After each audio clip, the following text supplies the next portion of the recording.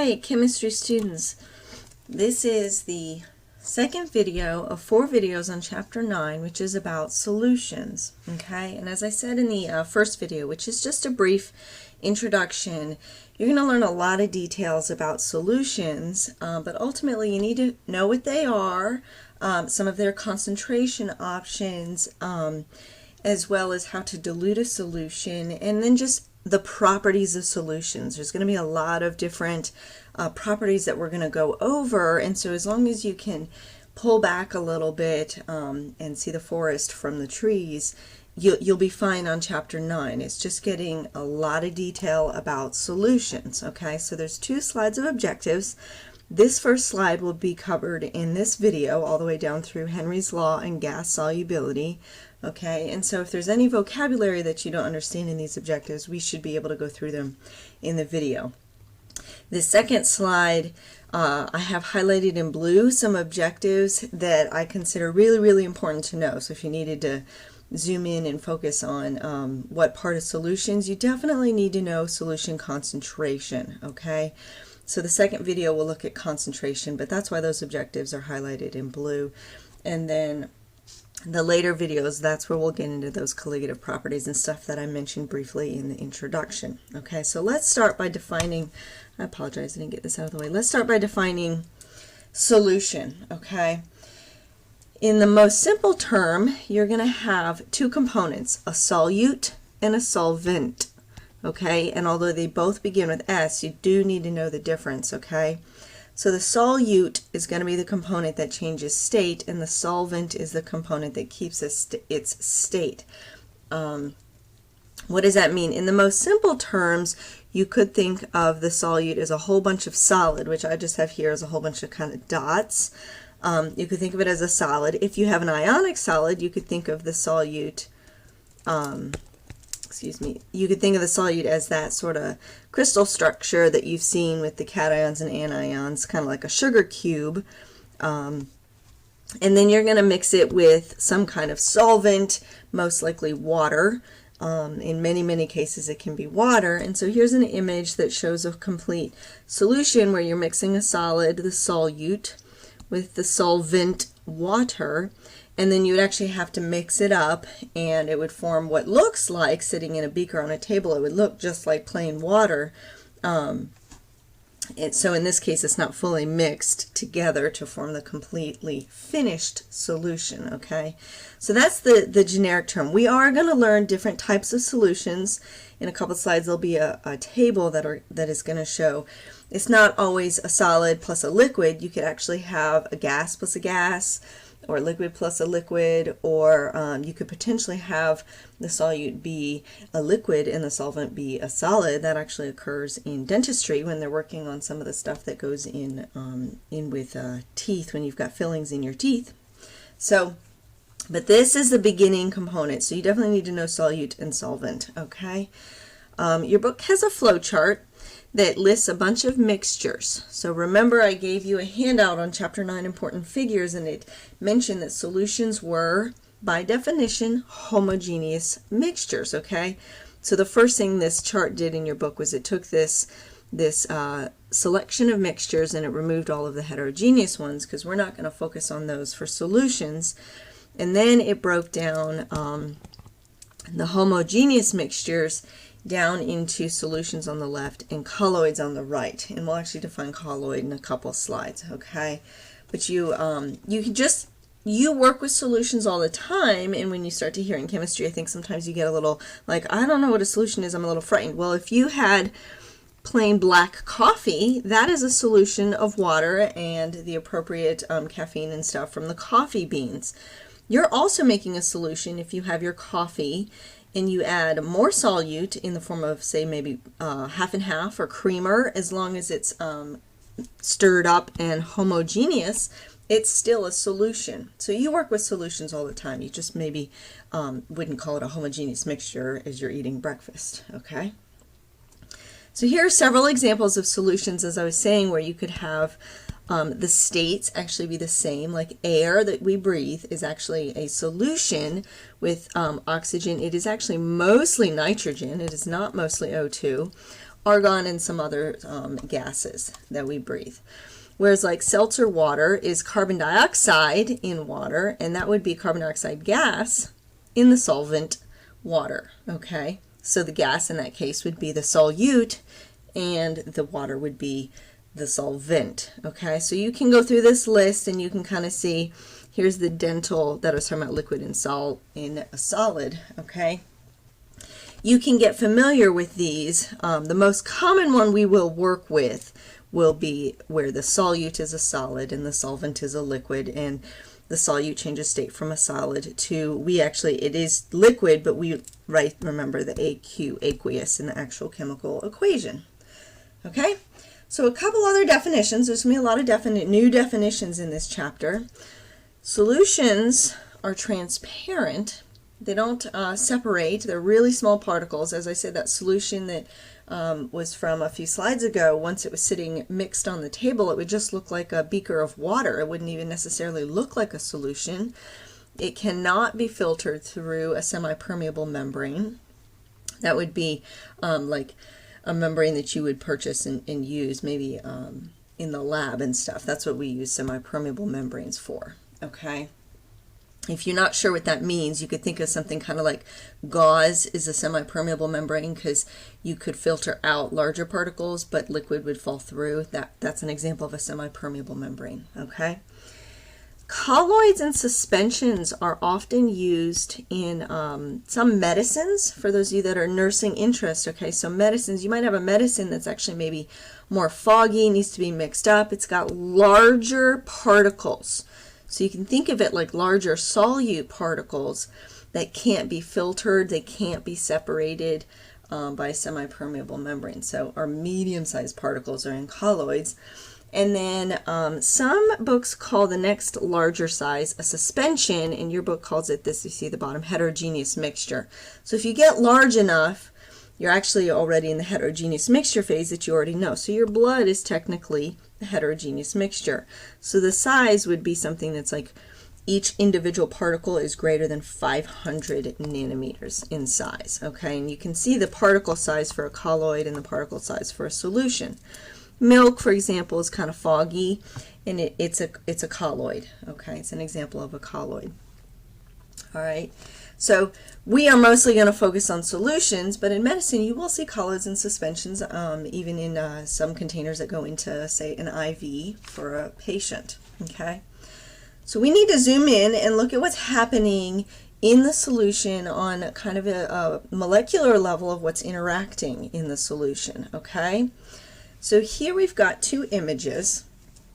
We sort of have separate, in these purple bluish spheres, a solute, and then the green spheres are our solvent. So if you see, when we initially mix them together, there is an attractive, remember those intermolecular forces from chapter 8, and if you don't know what I'm talking about, you need to go back to chapter 8 and get those in your head right now, because we're going to spend some time on them for several slides, okay?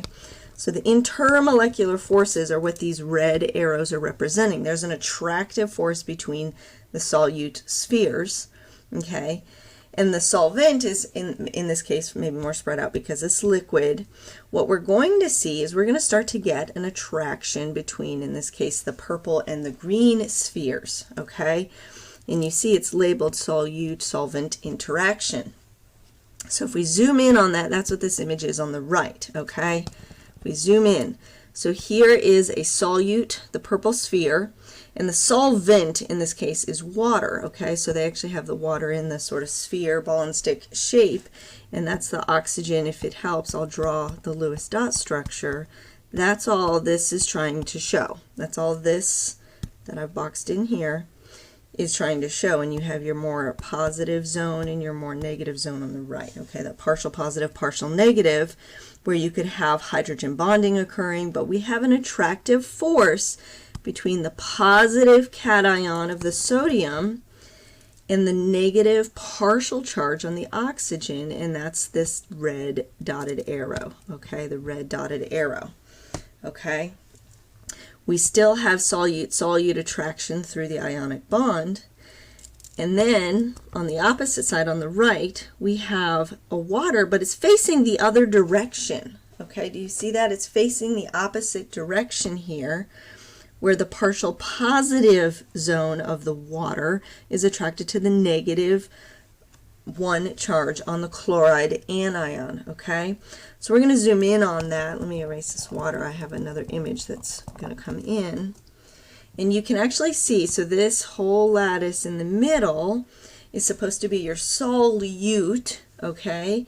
And you can see on the bottom, all of the waters surrounding the positive cation have the oxygen facing the positive cation, and all of the waters on the negative anion have the partial positive hydrogens facing the negative chloride anion on the right. Okay, so the waters are just going to face the ions in the appropriate attractive force in the appropriate direction. Okay, and those are the same as attractive forces as the intermolecular forces we discussed in chapter 8. Okay, so that's what's going on the molecular level. You've got solute, solvent, attractive forces that in this case are breaking up the ionic bonds, because if you see now, sodium and chloride are no longer ionically bound together. Okay, so the next sections involve this new term solubility. Okay, this new term solubility. So we're gonna go through some examples,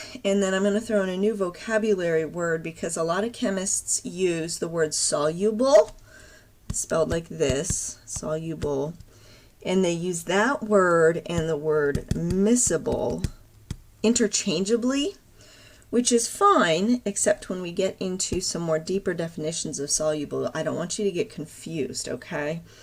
So let's just start by going through why do we care about solubility and what does it actually mean? So it means if I've got some substances and I want to know if they mix, do they actually mix with each other? Do they like each other? Will they form a solution? Okay, so let's just go with two polar substances. Okay, and I label them polar because you should know based on looking at the formulas. So we've got H2O and we've got methanol. So on the left it's individual methanol, and in the middle it's individual water, and on the right we actually have a solution. Okay, now you should know from chapter 8 that water has London dispersion forces, it has polar dipole-dipole interactions, and most importantly, water has a bunch of hydrogen bonding going on.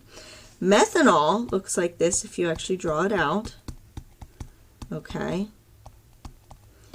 and so this OH component over here, specifically with the oxygen, is a very polar bond, okay, but it can also form hydrogen bonding. So methanol has dipole-dipole interaction and London dispersion, but also the hydrogen bonding with that OH group, okay, and that's what this foggy sort of line is trying to show in the circle, in the zoomed in image of methanol, okay, is trying to show the intermolecular force. So if both of these substances are polar, both of them can do hydrogen bonding, then they like each other. They will mix, okay? They will mix, and so they will form a solution, and they'll just have a ton of hydrogen bonding going on. So here you see methanol, hydrogen bonding with several waters on the right, and then throughout the whole substance, it's the same thing occurring, okay?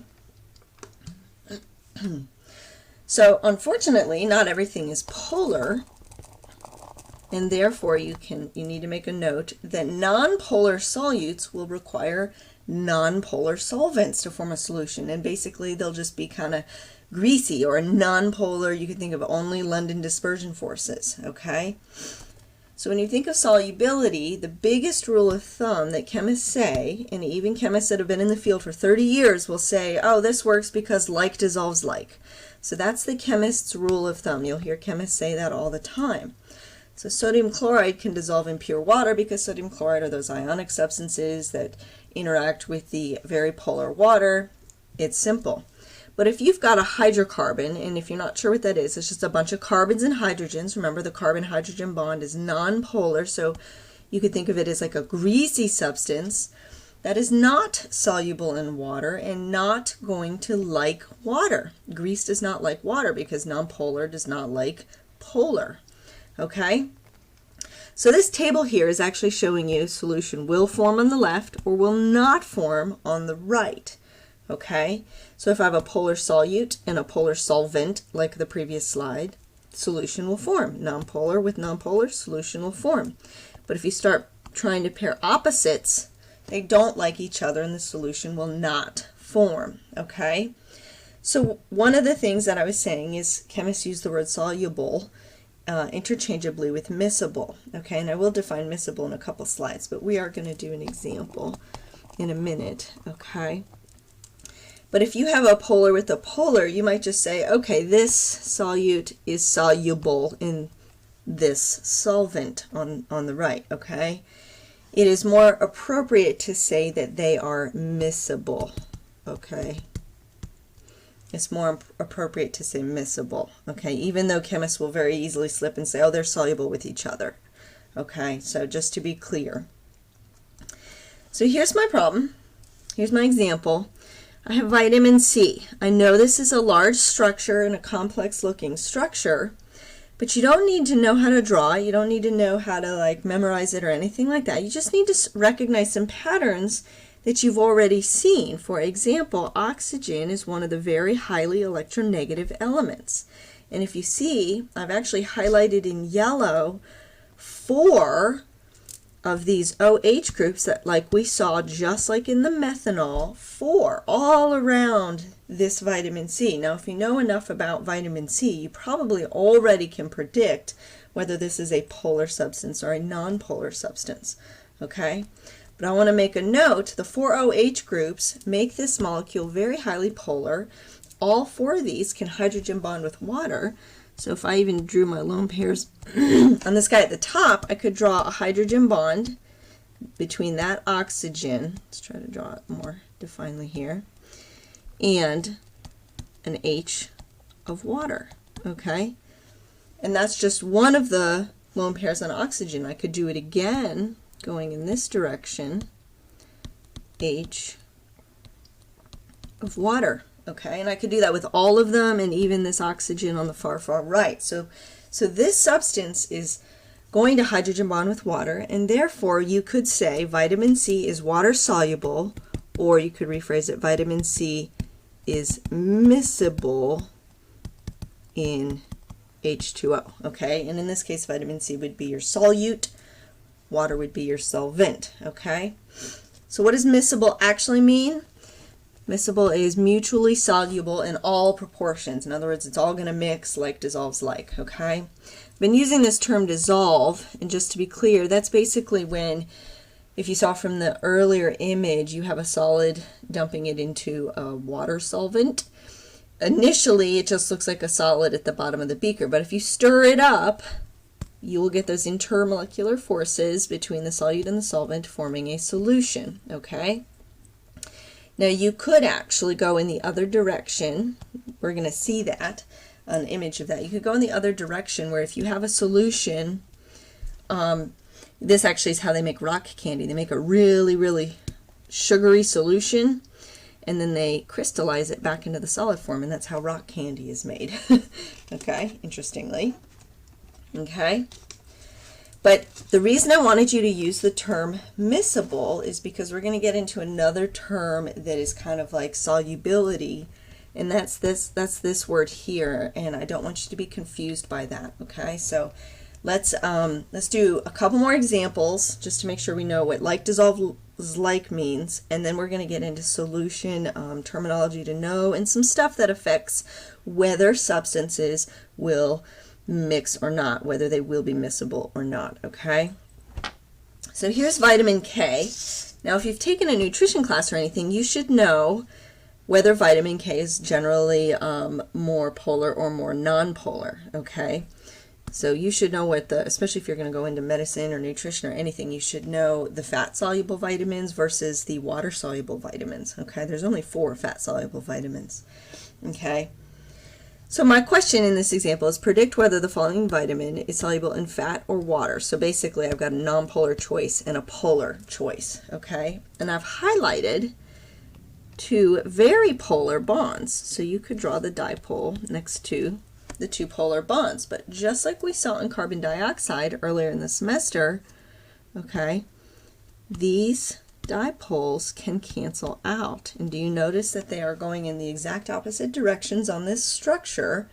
And therefore, even though they are polar because of their symmetry, ultimately vitamin K is nonpolar. So we can say vitamin K is fat soluble, or vitamin K is miscible in nonpolar solvents.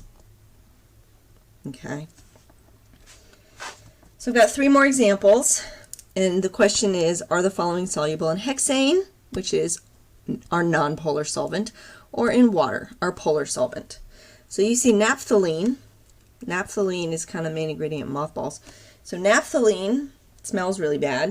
It smells like mothballs. A whole bunch of carbons and hydrogens. A whole bunch of carbons and hydrogens. The whole thing is nonpolar. We don't have any very electronegative elements in there.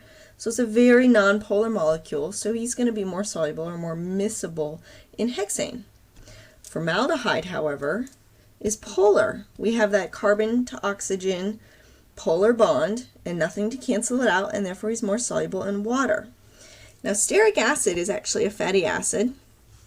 Okay, fatty acids are just components of, like, if you've heard of people get their blood checked for triglyceride levels and those components, that's a fatty acid. Okay, so we have this region on the right here that is very polar because it's got 2 oxygens, 2 polar bonds, carbon to oxygen polar bonds, but it has a really large nonpolar zone. Okay, so you will learn that some molecules are big enough that they're going to have a small polar, maybe a head that's polar, and a long tail that's nonpolar. So overall, it's dominantly nonpolar, and therefore it will be more soluble in hexane. Okay, so that was just taking it a step further. So some terminology to know. Solubility actually means the maximum amount. By amount, you're usually thinking moles, or you could actually go to the gram level, okay, of a substance that will dissolve in a given amount of solvent. So for example, a little less than 10 grams of sodium hydrogen carbonate will dissolve in 100 milliliters of water. And it's important to note the temperature here, because we're going to see some properties. Temperature does affect solubility, okay?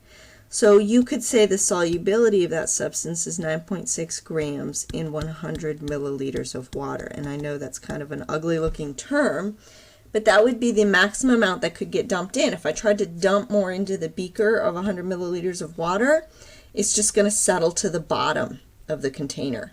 It's just going to be at the bottom and just be a solid at the bottom of the container. It's not going to interact with the water. Conversely, if you look, sucrose, sucrose is basically sugar. You can add 204 grams of sucrose. So sucrose is a lot more soluble than the sodium hydrogen carbonate. So 206 grams can be added into 100 milliliters. Okay?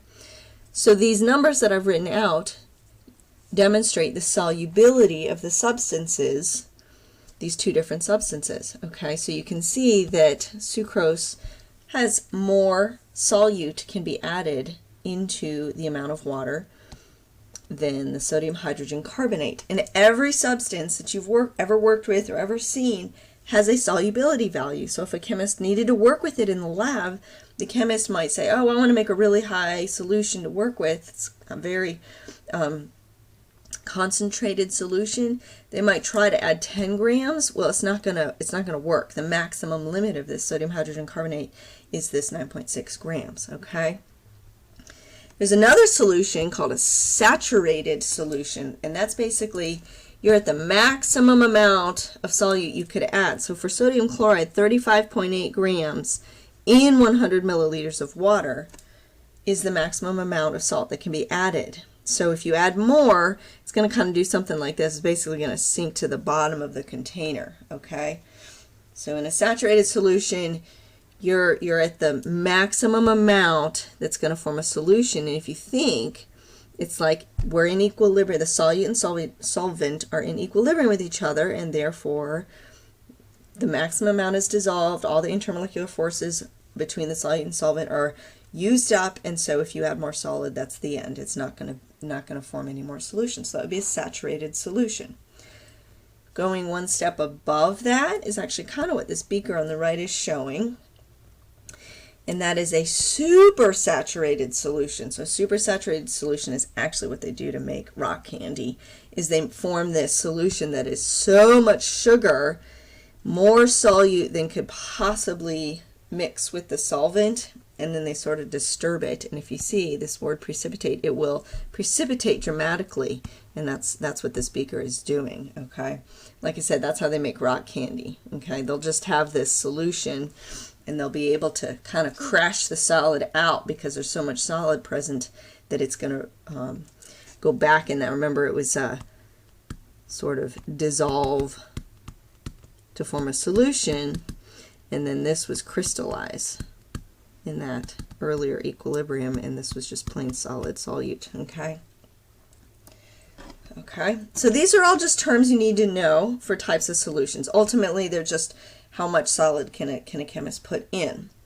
But temperature does affect this. Okay, so read the titles of the slide. Temperature affects solubility, and this graph has temperature on the x-axis increasing in degrees Celsius, and solubility, which if you didn't take note of, the unit is grams of that substance in 100 milliliters of the solvent. Okay, so this is that is a unit for solubility, and you can calculate all of these. You don't have to. They can be calculated, but you don't have to do that. You definitely need to know the trend. Okay, so let's look at glucose, because we already saw sucrose in the earlier kind of example of solubility. At 0 degrees Celsius, you could probably put in 45, 46 grams of glucose in 100 milliliters of water. But if you raise the temperature high to maybe say 30 degrees Celsius, if you kind of follow all the way up, you could get over 120 grams of glucose if you really wanted to make a sugary solution. Okay, you could get 120 grams of glucose in that same 100 milliliters of water. Okay, so that is what we mean by when I say solubility, and people misuse the word soluble. I want you to know that solubility is the amount of substance, the maximum amount, in a certain amount of solvent, which is why the unit is grams per a certain amount of solvent, in this case 100 milliliters. That's usually the value that's given. Okay, if you look at the trend, for example, of potassium bromide, the blue line, it just generally steadily increases. The higher the temperature, the more potassium bromide will dissolve and form a solution. Sodium chloride, there was that maximum limit. No matter how much higher the temperature goes, that is the solubility. That is the maximum limit of sodium chloride. Okay, and then you have a few exceptions like this cesium sulfate here, and he actually decreases with increasing temperature, but those are more rare. Those are more rare. You won't really handle those. Okay, so as we're dealing with solutions, not only is temperature something that can affect solubility of solute in the solvent, but we need to look at gases. Okay, we need to look at gas, because remember, a gas can be a solute and or a solvent, but let's look at it in terms of a gas being a solute. Okay, this would be a great multiple choice question. The solubility of a gas decreases as temperature rises. Okay, which is kind of the opposite of what we saw with the solid on the previous slide. Okay, so same kind of graph, temperature on the x-axis, solubility. Now the value here is going to be kind of millimoles or millimolarity at 1 atmosphere, so at a certain pressure condition. And we can look at carbon dioxide because he's really easy to see here. As the temperature increases, that solubility goes way, way, way down. Okay, so funny story, you might have, I'll even draw a little, you might have a little fishy in an aquarium, and he's got oxygen that he's breathing in the gas phase in that aquarium full of water. Okay, and it turns into winter time, and you might think, oh, my fish is cold, and you just might be convinced that your fish is cold, okay, in your aquarium. So you just decide maybe you're going to get some heat lamps here, and you got a lamp. Okay, so he's plugged into the wall. all right, and you just heat up that that aquarium for your little fish, that dang thing, okay, what is that going to do to the level of O2 that fish is breathing? It's going to decrease. So you're basically going to suffocate your fish to death. Please don't do that, okay? Your fish is not cold if you have a fish in an aquarium, okay? So that's an example of where knowing the solubility of a gas will help you keep your fish alive, okay? Don't be convinced it's cold and try to heat up its water, because you're basically just going to decrease the oxygen and suffocate your fish, okay? So there's a few more slides, one more law to kind of go over about gases. So it's along this same line, so be thinking along the same line of gases in a solution, and it's actually called Henry's law, okay? So you just need to know the trend here. Your homework will have a question that will have one calculation on this, and I'll go through it in a second, okay? But so what Henry's law means is, so if I have a gas in a liquid, so that is a solution. The solute is the gas, the solvent is the liquid. So in this image here, the blue is the solvent and the red spheres are the gas solute, okay? There is some kind of pressure over the liquid, and that's what these black arrows are trying to show. There is an equilibrium back and forth between the gas kind of within the liquid and the gas sort of floating above the liquid in this space, in this enclosed container. And we have a certain solubility, and that gas will remain based on the solubility of the gas. A certain amount, if you see, there's about the same amount of spheres up top as in the actual solution at the bottom, okay? If I increase the pressure, do you see this sort of silver disc has been pushed down? It's been pushed down. So I'm going to increase the pressure onto that gas in the container. Well, the solubility is directly proportional to the gas pressure. So what that will mean is, if I increase the pressure, then the solubility is going to increase. So this is kind of at time 0, I've increased the pressure, and then what happens? So a higher pressure in the far right. So higher pressure means more gas in solution. Okay, more gas, a higher concentration, so higher solubility. Do you see that there's more red spheres in the image on the far right in solution than the image on the far left, okay? So as I said with all of these, you can quantify them. There's a number associated with them, okay? So that concentration in there of the amount of gas is equal to, this P with the little g is the pressure, okay? It's the pressure of the gas, and the units are going to be in atmospheres. C is usually the concentration in moles. Sometimes it's in millimole per liter, okay? And this K here, every gas has a constant. It's got a little h because it's Henry's law constant. You don't need to know Henry's law constant, but I want you to be aware that Henry's law constant is known for a lot of substances. So this table on the right did not come from your book, but so for O2 there's a known value that's a constant.